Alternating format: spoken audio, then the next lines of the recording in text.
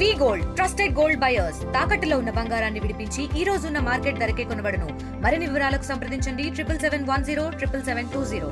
కూటమి ప్రభుత్వంలో చంద్రబాబు నాయుడు గారు ముఖ్యమంత్రి అయిన రోజు నుంచి తిరుపతి పరువు ప్రతిష్ట ఎలా దిగజారుస్తున్నారో లడ్డు విషయంలో చూసాం.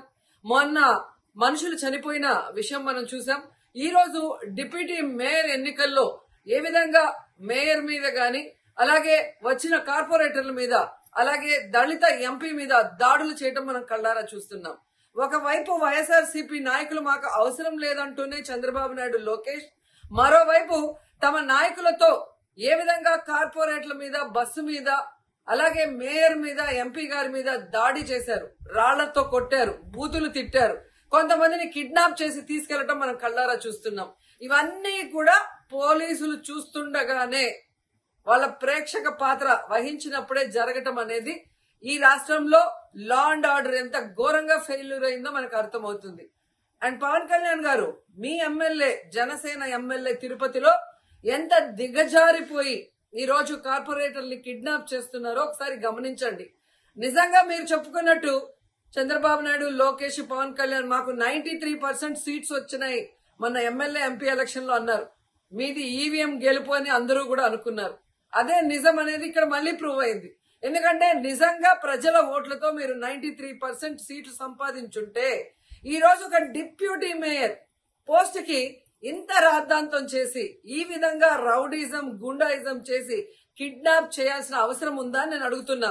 మీకు దమ్ము ధైర్యం ఉంటే, ప్రజలు మీ పక్షాన ఉన్నారు, మీ ప్రభుత్వం సక్రమంగా పనిచేస్తుంది, ఇచ్చిన హామీలు నెరవేరుస్తుంది అని మీరు నమ్ముంటే ఈ కార్పొరేటర్లతో రాజీనామా చేయించి మీ గుర్తు మీద గెలిపించుకొని మీరు ఎన్నికలు జరిపించుంటే ప్రతి ఒక్కరు మిమ్మల్ని శభాష్ ఉంటారు.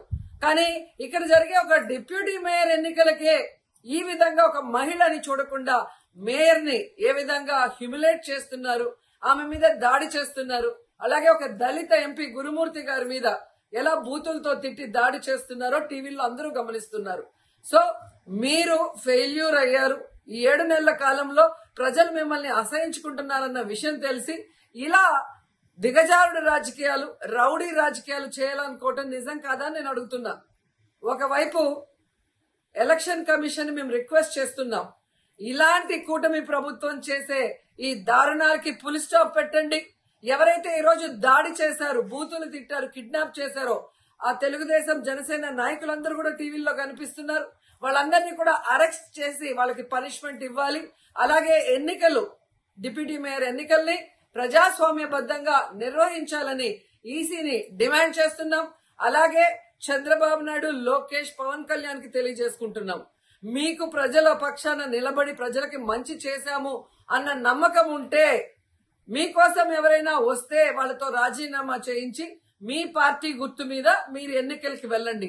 3 పార్టీలు ఉన్నాయిగా, బీజేపీ, తెలుగుదేశం, జనసేన. మరి మీకు ప్రజలు ఓట్లేస్తారన్న నమ్మకం లేదా? లేదా ప్రజాబద్ధంగా గెలిచిన కార్పొరేటర్లతో మీరు రిజైన్ చేయిస్తే వాళ్ళు గెలుస్తారన్న నమ్మకం లేదా అని ప్రశ్నిస్తున్నాను. సో ఒకసారి తిరుపతికి అమిత్ షా వచ్చినప్పుడు ఎలా బ్లాక్ ఫ్లాగ్స్ ఊపటం అలాగే రాళ్లు వేయటం అనేది మనం గమనించాం. వాళ్ళు మర్చిపోయి ఉండొచ్చేమో గాని ఈ రోజు రాష్ట్రం అంతా కూడా చంద్రబాబు నాయుడు తిరుపతికి ఎవరొచ్చినా, తిరుపతిలో ఏం జరిగినా, ఏ విధంగా దిగజారుడు రాజకీయాలు చేస్తూ తిరుపతి పరువు ప్రతిష్ట మరి దిగజారుస్తున్నారో అందరూ గమనించి వాళ్ళకి బుద్ధి చెప్పాలని కూడా ప్రజల్ని కోరుకుంటున్నాను. మరిన్ని వీడియోస్ కోసం ఛానల్ ని సబ్స్క్రైబ్ చేయండి. లేటెస్ట్ అప్డేట్స్ కోసం వాట్సాప్ ఛానల్ ని ఫాలో అవ్వండి. ఆ లింక్ డిస్క్రిప్షన్ లో ఉంది.